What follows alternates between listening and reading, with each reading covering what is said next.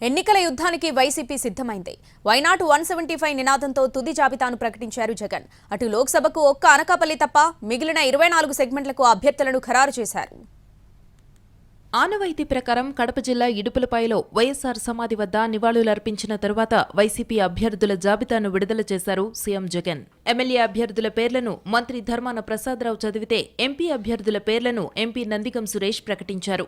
అసెంబ్లీకి పూర్తి స్థాయిలో 175 మంది అభ్యర్థులను అధికార పార్టీ ప్రకటించింది. ఏపీలోని 25 పార్లమెంటు సెగ్మెంట్లకు అనకాపల్లి మినహా మిగిలిన 24 స్థానాలకు అభ్యర్థులను ప్రకటించింది. 175 అసెంబ్లీ సీట్లలో ఎస్సీలకు 29, ఎస్టీలకు 7, బీసీలకు 48, మైనారిటీలకు 7 టికెట్లు ఇచ్చింది అధికార పార్టీ. మిగిలిన 84 టికెట్లు ఓసీలకు కేటాయించింది. ఎంపీ టికెట్లలో ఎస్సీలకు 4, ఎస్టీలకు 1, బీసీలకు 11, ఓసీలకు 9 కేటాయించింది. ఓవరాల్ గా చూస్తే 81 స్థానాల్లో ఎమ్మెల్యే అభ్యర్థులు, 18 స్థానాల్లో ఎంపీ అభ్యర్థులను మార్పు చేసింది అధికార పార్టీ. అభ్యర్థుల ఎంపికలో సామాజిక న్యాయాన్ని పాటించామని, మొత్తం అభ్యర్థుల్లో 50% ఎస్సీ, ఎస్టీ, బీసీ, మైనారిటీలకే కేటాయించామని అన్నారు సీఎం జగన్. అంతేకాదు దాదాపు 50 స్థానాల్లో మార్పులు చేయగలిగిన ధైర్యమున్న పార్టీ వైసీపీదేనన్నారు. దగ్గర 50% స్థానాలలో మార్పులు కూడా చేశాం. ఇది కూడా చరిత్రలో ఒక నిలిచిపోయే ఘట్టమే. ఎందుకంటే ఈ స్థాయిలో మార్పులు చేయగలిగిన ధైర్యం బహుశా ఎవరికి ఉండకపోవచ్చేమో.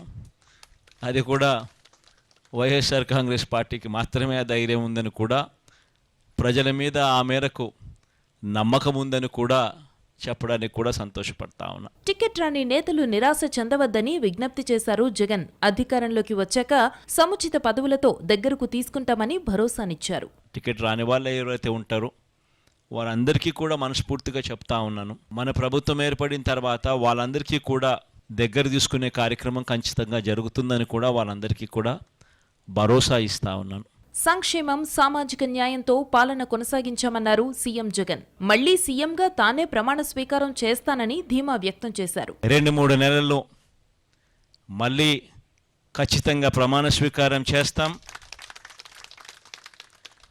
సామాజిక న్యాయం అన్నది ఇంకా గొప్ప స్థాయిలోకి తీసుకొని పోయే అడుగులు కూడా వేస్తాం. ఎమ్మెల్యే, ఎంపీ అభ్యర్థుల్లో 77% గ్రాడ్యుయేట్లు, ఆపై ఉన్నత విద్యావంతులను వైసీపీ ఎంపిక చేసింది. అసెంబ్లీ, పార్లమెంటుకు కలిపి 200 స్థానాల్లో 12% మహిళలకు కేటాయించామన్న సీఎం జగన్ భవిష్యత్తులో మహిళల కోసం మరిన్ని మంచి కార్యక్రమాలు చేపడతామన్నారు.